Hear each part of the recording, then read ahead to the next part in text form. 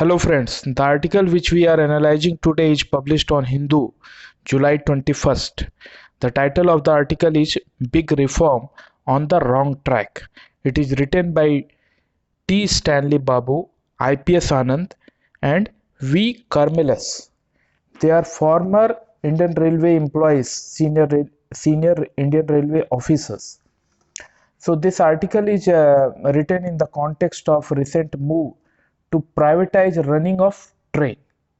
So here authors they try to give both the perspective, the advantage and disadvantage of privatizing the running of train. And here, as per my analysis, I have divided this analysis into two parts. First part, I am talking about what are the government move to privatize Indian operation of running of railway and what are the disadvantages related to that act. So starting with our background, that government is planning to privatization of running of train. So total 151 train will be introduced in 109 routes, and this will bring the private investment of around 30,000 crore. So if we see the what is the objective of government of introducing private sector in running of train. So government objective is to introduce modern technology rolling stock with reduced maintenance, reduced transit time and to boost job creation. That also will enhance the safety and will give a world class travel experience to travelers, and this will also reduce the demand supply deficit. So what government has given a logic for introducing private sector in running of train, we can see here that private sector will bring the technology particularly in rolling stock, and with the introduction of private sector and with modern technology, the maintenance will be reduced and reduced transit time, also the speed of train will also improve drastically. And since private sector will get involved, it will also boost job creation and at the same time enhance safety and comfort. So these are the objective. Keeping that objective in mind, government has planned to introduce private sector in running of train. But here author says that railway has a bigger charter of role. Indian Railway is the lifeline of India and is a strategic resource for the country. It is not just a mere transporter of passenger and goods, but also a social welfare organization. In that context, author quote the Prime Minister Nehru's speech. In this context, the message of the then Prime Minister after independence and at the time of inauguration of Central and Western Railways Act, the railway are and will continue to be our greatest national undertaking. They deal intimately with scores of millions of people in the country and have to look after their comfort and convenience. They deal also with a very large number of employees, those welfare should be their concern. So here we see that what Prime Minister Nehru focused, he focused the welfare of employee and people, millions of people who travel using Indian Railway. So their comfort and convenience. So these two things Prime Minister Nehru at that time highlighted. So coming back to the article analysis again, we see that this was the charter or this was the role Indian Railway is playing, and now in that background, we see that an objective of introducing private sector government has given. Now if you see what way this private sector will come into action with respect to Indian Railways. So their operation, so the responsibility of private investor end with the investment in the procurement and maintenance of coaches. So investor ends with investment in the procurement and maintenance of coaches, train operations, safety and dealing with everyday problem rest with the railway. So here if private sector comes in operating railway train, then what are the scope of private sector? So private sector, the major scope is that private sector will do the investment and procurement and maintenance of new modern coaches. The operational part, particularly train operation, safety and dealing with everyday problem rest with the railway. So here the scope of private vendor will be procurement and maintenance of modern coaches, but running of those train and other everyday operational related issues will be looked after by railway. So again this pose a problem, because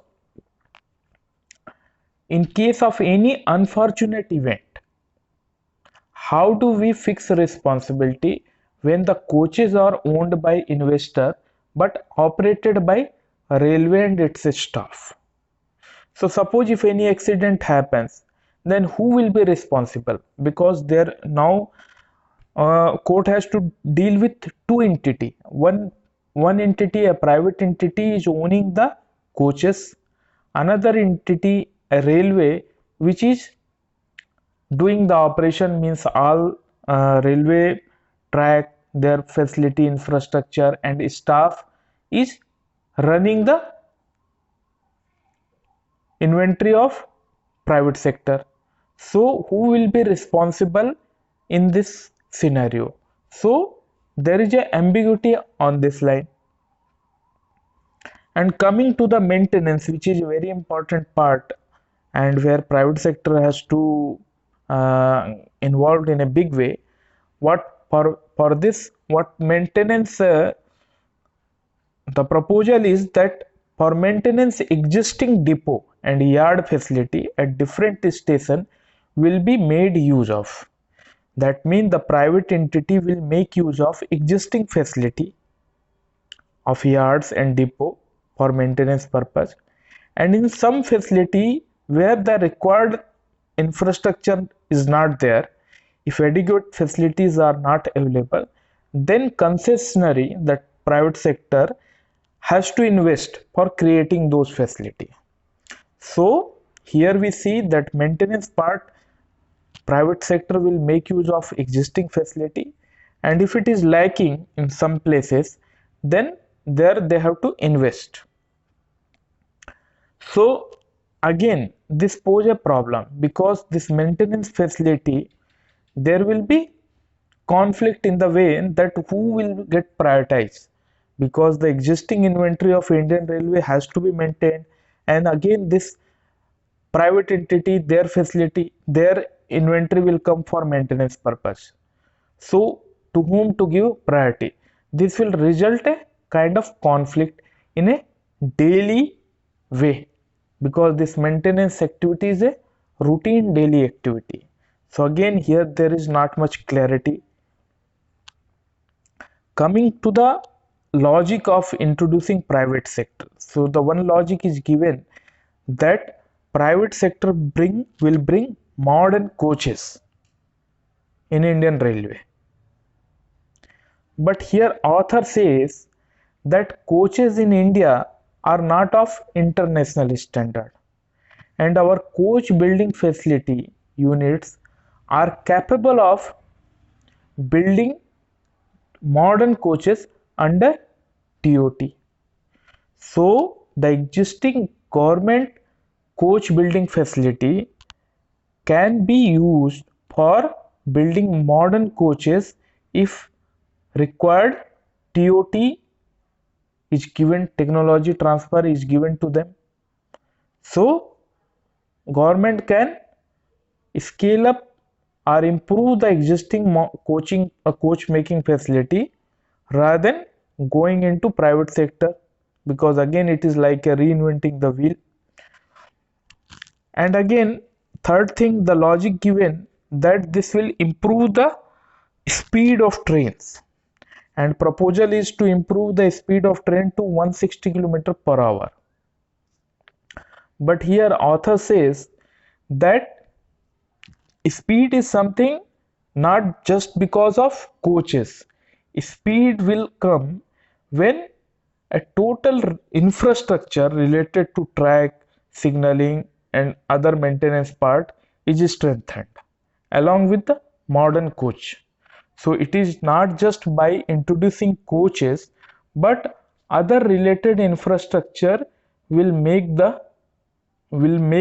help in improving the speed. And again some scheduling and timing also need to be seen, because which way this will be used, that is the another logic. And for this introducing of private sector in operation of train, there is a proposal of independent regulator which will resolve the any disagreement, discord or dispute. So for that purpose, author says that railway basically operate under unity of command, because railway is a monolithic organization controlled by government, and it operate under unity of command in all operation of railway, say maintenance, operation or passenger services. So any independent regulator will not be able to solve day-to-day problem of dichotomy. So any problem which is coming in operation daily basis, that problem will not be able to solve by independent regulator, and this will unnecessarily create a dual control and split the responsibility. So this is again the problem area. And here we see that the commercial motivation of private sector, because what government is saying that they will have the full liberty to unilaterally fix fare for those proposed train. They will give the quality, they will give the speed, but they are free to charge whatever they want to charge. So for that purpose, author says that this high fare will make train travel beyond common man's reach, and private sector will also not give the concession to different category what Indian Railway now giving. So this is contrary to the objective of railway as a public welfare transport organization. And railway also has a doubt, this author also has a doubt that private sector will not honor a reservation policy on hiring staff. So here we see that what are the problem area if private sector comes into the operation of running of train. So in that scenario, what author is recommending that IRCT, which is again a government organization, has got the experience of running Tejas train, rather than introducing new private sector who don't have much experience of running train or railway ecosystem, rather than government doing that way, should better to use IRCT and expand the scope of IRCT, because IRCT is a profitable organization running under the Ministry of Railway and has got the experience of running Tejas train. So better to make use of IRCT for doing the activity which government is planning to do with the private sector.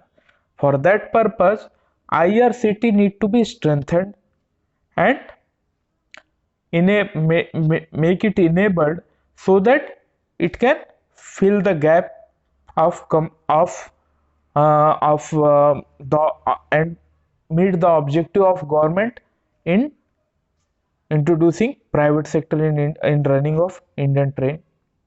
So this is the analysis of the article, and here we see what are the advantage and disadvantage of this proposal of running train through private sector. So we see that private sector, their motive will be profit, but it will go somewhere against the charter or the role envisioned for Indian Railway, and this will also pose problem for control, because Indian Railway, there will be two activity going on, one under private sector, another with Indian Railway. So there will be command and control issue will come, and this independent regulator, how far and that regulator will solve the problem, that is not much clear. And again, this related to maintenance operation, there are some issues which are not forecasted but may come while private investor start working on that line. So this is one good article, and I hope the analysis of this article will help you to improve your understanding of the topic. Thank you.